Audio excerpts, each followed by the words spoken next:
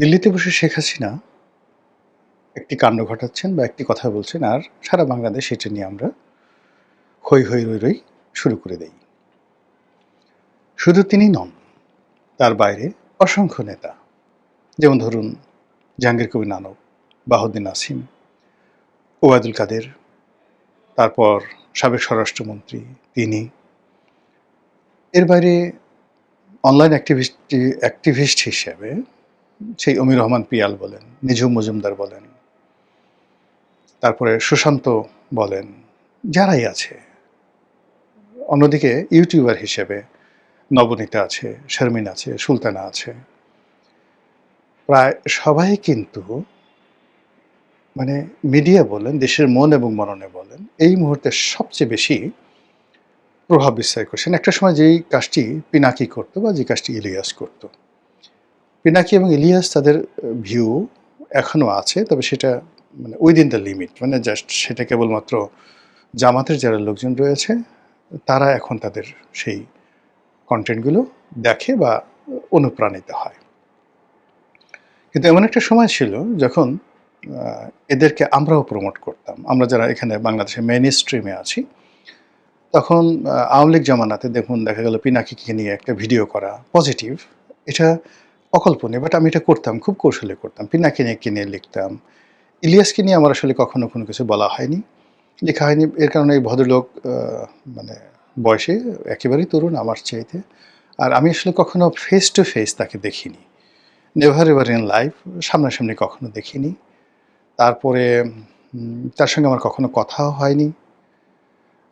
কেবলমাত্র অনলাইনের মাধ্যমে যখন সাংবাদিক ইলিয়াস এই নামগুলো আসছে, একটা দুটো ভিডিও জাস্ট দেখার চেষ্টা করেছি। কিন্তু যখন দেখেছি যে তিনি কেবলই মাত্র সেক্স, ভায়োলেন্স এবং অন্যের গীবত, এটাই তার ধারণা, গালাগাল করেন, তখন আসলে মূলত আর আমি কখনো তার সম্পর্কে দেখা সাক্ষাৎ হয়নি। কিন্তু তার একটা বিরাট ভক্তকুল রয়েছে বাংলাদেশে, এটা অস্বীকার করার উপায় নেই। সেই তুলনায় পিনাকির সঙ্গেও কিন্তু আমার কখনো দেখা হয়নি। পিনাকি হয়তো আমার সমবয়সী। তারপর আমি যখন খবরে চাকরি করতাম, তখন সে মাঝে মধ্যে আসতো, আমার মনে পড়ে। আমি তাকে একবার দুইবার দূর থেকে দেখেছি।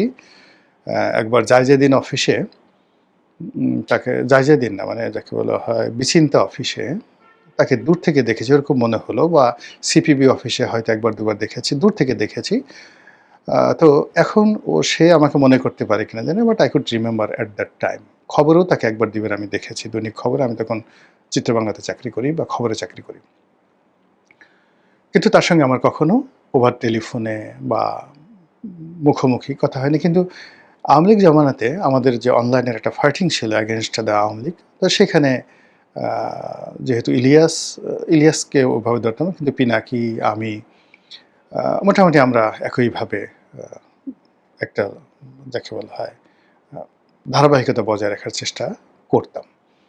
তো সেদিক থেকে এখন ওরা মানে দেখা গেল যে ইউনূস জামানাতে তারা খুবই প্রভাবশালী ছিলেন, পিনাকি এবং ইলিয়াস, এবং এদের কথা মতে আসলে মূলত সরকার পরিচালিত হয়েছে বা ইনফ্লুয়েন্সড হয়েছে, ইনক্লুডিং সেনাবাহিনী সহ।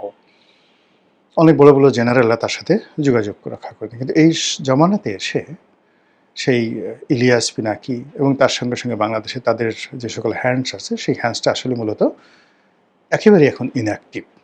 তারা এখন মানে সেই তাদের যে রাজত্ব, তাদের যে দাপট, সেটার পরিবর্তে এখন শুধুমাত্র যে কথাবার্তাগুলো বলছে ভিউয়ারদের মধ্যে, মানে তাদের যারা দর্শক রয়েছে তাদের মধ্যে তারা ইনফ্লুয়েন্সড হচ্ছে। কিন্তু সেই দর্শকদেরকে তারা যেভাবে তারা আগে যে কাজগুলো করাতে পারতেন, সেটা তারা এখন করাতে পারছেন না। অন্যদিকে বিএনপির আসলে কখনোই ওইরকম অনলাইন ইনফ্লুয়েন্সার ছিল না। পিনাকি বা ইলিয়াস তারা যেটা করছে জামাতের জন্য করেছে, কিন্তু এটা আলটিমেটলি বিএনপির পক্ষে আসছে, অনেকটা খলিলুরের পক্ষে আসছে, অনেকটা ইউনূস সাহেবের পক্ষে আসছে, বিপ্লবের পক্ষে আসছে। কিন্তু তাদের যে মাস্টার মাইন্ড সেট আপটা ছিল মূলত একটি ভারত বিরোধী প্রোপাগান্ডা চালানোর জন্য একটা ইসলামিক যে রেভলিউশন, এটার জন্য মূলত তারা চেষ্টা করেছে, হোয়াট এভার মেবি। তো সেই দিক থেকে যেটা হলো যে বিএনপির ওইরকম স্পেসিফিক কোনো ফেজ দেখতে পারবে না। বিএনপি শুধু মুশফিক ফজল আনসারী, সে নিউ ইয়র্কে বসে সেখানে নিয়মিত হোয়াইট হাউসে যেতেন এবং ওইটাই বিএনপি যাকে বলা হয় ম্যাটেরিয়ালাইজ করার চেষ্টা করতে, এবং বিএনপির অনলাইন অ্যাক্টিভিজম একেবারে জিরো ছিল। মুশফিক ফজল আনসারী যেটা করেছে, সে শুধুমাত্র একজন সাংবাদিক হিসেবে, করেসপন্ডেন্ট হিসেবে হোয়াইট হাউসে অ্যাটেন্ড করেছে এবং ইংরেজিতে প্রশ্ন করেছে, এবং প্রশ্নগুলো মানে ওই প্রশ্ন করেছে, ইংরেজিতে প্রশ্ন করেছে, হোয়াইট হাউসে ঢুকছে, এটাই বিএনপির জন্য অনেক বড় পাওনা ছিল। আর বাংলাদেশে বিএনপির পক্ষে এভাবে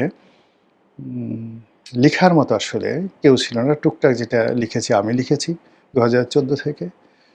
তারপর জাহিদুদ্দিনের শফিক রেহমান সাহেব লিখেছেন,